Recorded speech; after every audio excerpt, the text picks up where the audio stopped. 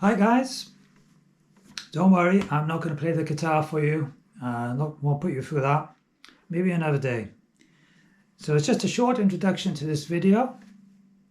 Yesterday I went up to Liverpool to Aintree Boats and I visited Gladys the Narrowboat. Saw her for the second time to see on the progress they've made, and things are definitely moving on now. So I took some footage for you to look at, and also later I went inside the workshop and filmed some of the boats that are nearing completion, which I think you probably enjoy seeing as well. With a bit of luck, I'll go up and see Gladys again before Christmas. But in the meantime, hope you enjoy this video. Give it a like if you do. Feel free to leave any comments or ask questions. And as usual, if you haven't subscribed yet, please think of doing so. And if you have subscribed, thank you very much indeed. And I'll catch up with you soon. Enjoy the video. Bye.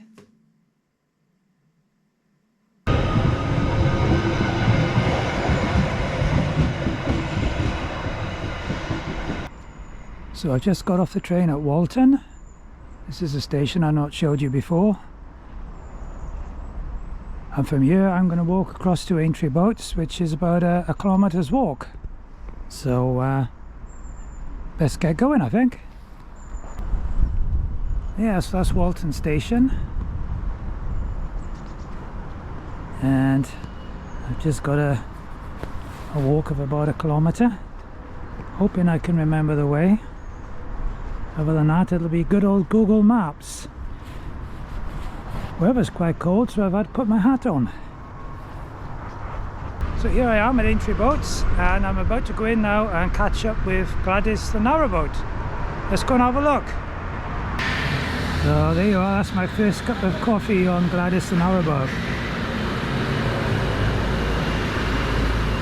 So, unfortunately she's still outside being worked on, like these other ones are.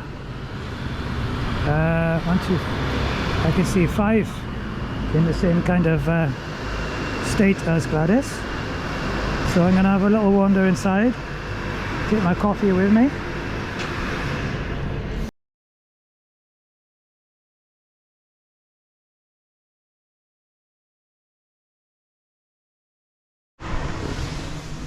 So as you come into the boat,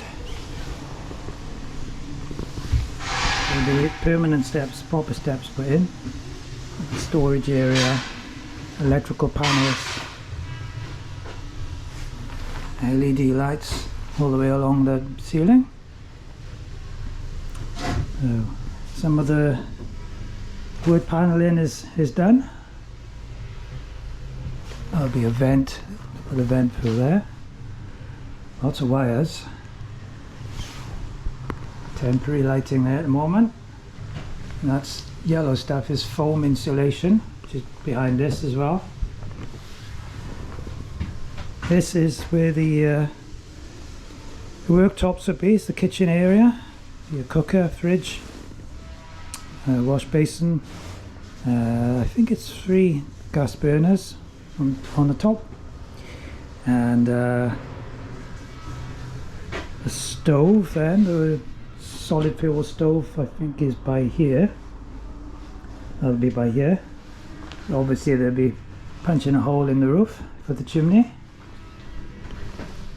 This area then is like the saloon area, so there'll be an L-shaped seat which will have storage underneath, so these things will then open up and you can store underneath. More storage boxes on there, and I think the television goes over by here. Yeah, television goes by there. This then is the bathroom area. It's a little dark, so I'm not sure how much you'll be able to see. That'll be the shower, wash basin. So it's a fair size for a shower for a small boat. And then that leads into the front of the boat. The bed will go here, double bed. More storage up on there. So some of the woodworking has been finished, which is nice. And then there'll be steps with storage underneath and cupboard at the front. And obviously it'll all be painted nicely then. Lots of electrical sockets.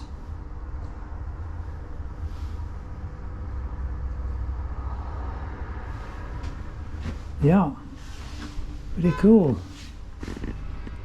I should think the next time I see this boat, it'll be in a much more advanced condition.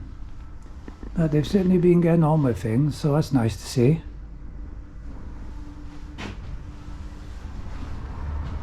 The floor will be solid oak planks, so I paid a bit extra to have the solid oak floor in. So that'll look nice, and I think it'll match the worktops, the kitchen worktops. Yeah, so they're definitely getting on with it, which is nice. Just be nice to see it further down the line now, though. Oh, in case you're wondering, obviously you can't see any windows. So the windows are there, they're behind these panels, and obviously the panels are due to be cut out to reveal the windows. I guess maybe it's easier for them to do it this way. So there's 4 windows each side. The window for the bathroom is a circular window, I think, if my memory's right. And it's sort of like a frosted glass. The others are a plain glass, and they open sort of inwards, and you can also lift them and remove them completely if you get some very hot weather, I suppose. So that's the view across the roof. Not particularly inspiring at the moment, just tarpaulin and bricks. That gives you an idea of the length of the boat. You see the end of the tarpaulin down there. So it's certainly bigger than you might expect. There are lots of boats being worked on, aren't there? That's a wide beam in front of me there, that black one. I think that's a 25-foot Beetle, that shell over there. There's another one at the back. I think that's a Beetle. I think that's possibly a 40-foot like this one. It's just a shell. Not quite sure what's going on with that rusty one, or the green one. I think that's a Beetle, but it's a shorter one than this. I think that's a 40-foot, and next to it is another Beetle, which also is a shorter one. And next to Gladys here is I think that's a 35-foot, and I think that's the next one then is a 40-foot. And what you can see in the distance is actually a porter cabin, so don't go thinking that's a boat.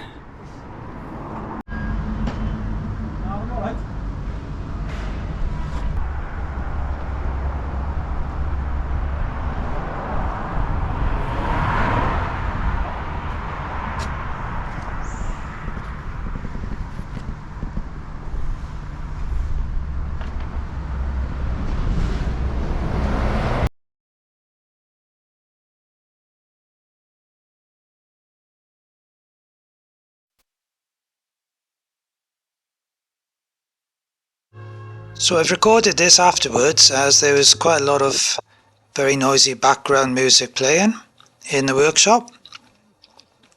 This is a 25-foot Beetle called Foxglove, and it's being built for somebody called Lorna Jane. Lorna has her own YouTube channel. I'll put a link to that underneath for you to see.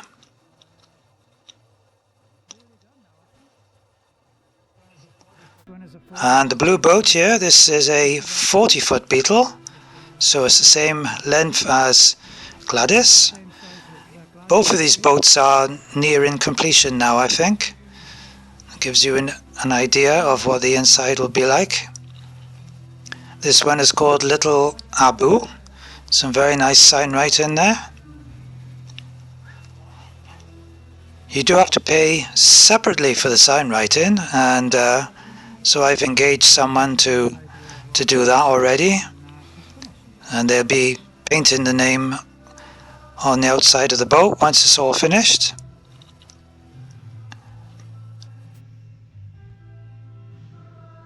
So there you are, gives you a little glimpse inside the Aintree Beetle.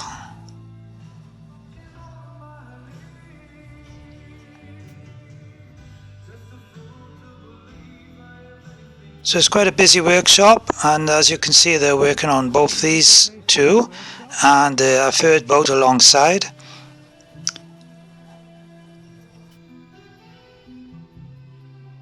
And also there's one out the back, I think, as well.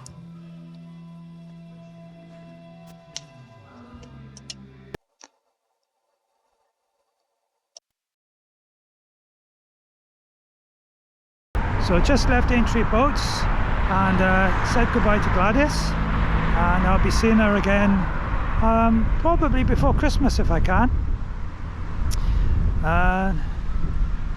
Things are looking very promising for completion in the new year, early in the new year, so that's good.